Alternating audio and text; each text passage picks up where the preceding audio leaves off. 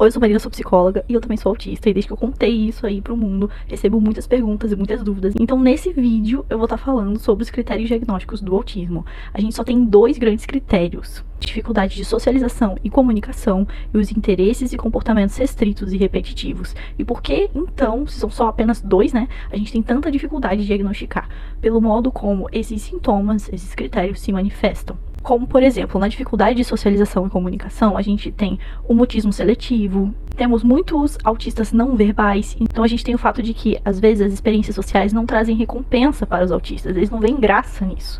E a gente vai aí para um outro extremo, que são os que falam demais, que não sabem, numa conversa, né, qual que é a hora da outra pessoa falar. Muitas vezes eles não conseguem seguir uma linha de raciocínio, eles vão no assunto, voltam, aí esquecem o que falaram, aí voltam naquele. E no critério comportamentos e interesses restritos e repetitivos, a gente tem a ecolalia, né, que é ficar repetindo frases, palavras, seja de alguma música, de algum filme, ou de que alguma outra pessoa falou.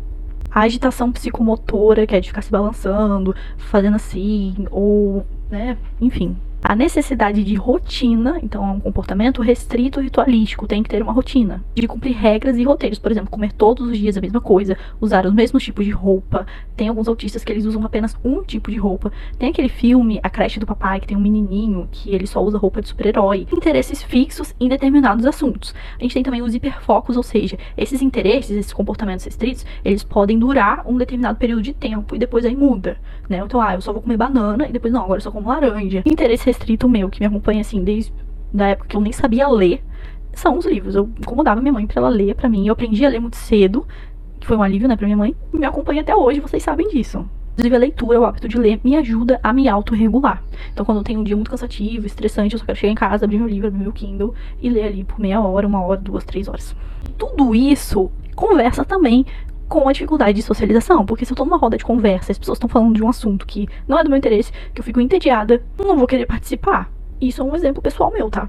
E na clínica, a gente usa esses interesses restritos, especiais, no auxílio do tratamento. Então, por exemplo, se a gente planejou naquela sessão ajudar a criança, o adulto, o adolescente a ter um repertório social maior, como que se cumprimenta, etc. Então, no final da sessão, a gente ou vai falar, né, normalmente com adultos e adolescentes, de um assunto que seja do interesse dele, ou com a criança, a gente vai brincar de uma brincadeira que seja do interesse dela. O autismo, ele é um transtorno do desenvolvimento que afeta a maneira como o cérebro funciona. Por isso, a gente tem a rigidez cognitiva. As coisas precisam seguir um roteiro e precisam acontecer de determinadas maneiras, sempre, senão o autista entra em crise.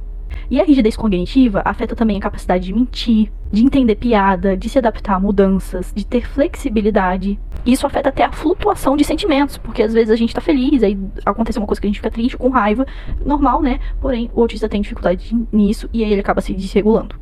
Um outro exemplo pessoal meu é que o olho do autista, ele vai muito para detalhes. Então a gente vê o detalhe daquele ambiente, a gente não vê o ambiente como um todo, ou a pessoa como um todo. Às vezes a gente vai fixar ou na roupa que ela tá vestindo, se tiver uma mancha na roupa, se o zíper estiver aberto.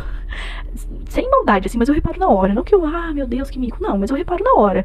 E aí quando eu chego num ambiente onde mexem nas minhas coisas, isso me deixa com raiva. Eu já fui chamada de chata, de egoísta por conta disso. Eu vou dar um exemplo, né? Aqui tá minha estante, eu deixo ela desse determinado jeito. Às vezes eu mudo ela de lugar, mas enfim, tá desse jeito. E eu gosto desse jeito, eu quero que fique desse jeito. Então se alguém vier aqui e mexe assim, ó, um pouquinho que seja, eu já vou reparar, porque não tava no lugar que eu deixei, né?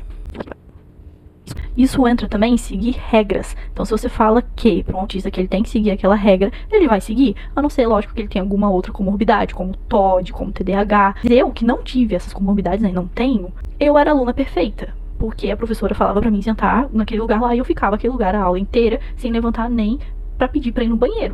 E isso aí junta com o mutismo seletivo que eu tive até os 12 anos, mais ou menos assim. Bom, esses são os 2 grandes critérios diagnósticos pro autismo. Agora a gente vai entrar em umas questões que não são critério diagnóstico, porém estão muito presentes. Como, por exemplo, velocidade baixa de processamento. E isso tudo afeta a socialização, porque o autista ele vai ter dificuldade de entender as pessoas, entender o que elas estão sentindo, pensando ou pretendendo. A gente tem também as questões médicas, como doenças autoimunes, intolerâncias alimentares, alergias, dificuldades para dormir, problemas no processamento auditivo central, seletividade alimentar, problemas de equilíbrio corporal, motricidade. E a gente também tem as praxias, que são as orofaciais, membrocinética, ideacional, ideomotora e as praxias de fala.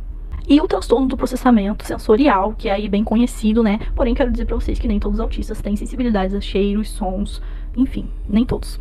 O transtorno do processamento sensorial, ele vai causar essa hipersensibilidade nos sentidos, Ou então o contrário, que é uma hipossensibilidade, e o autista vai gostar de ouvir uma música muito alta ou comer uma comida super temperada e apimentada. Também mexe na intensidade da dor, então de não sentir dor, o que é muito perigoso, né, porque pode acabar se machucando, enfim, e não reparar. Por último, a gente tem os graus de suporte, que eu posso estar falando em outro vídeo, né, são 3, 1, 2 e 3. E as comorbidades, ou seja, outros transtornos que estão relacionados ao autismo.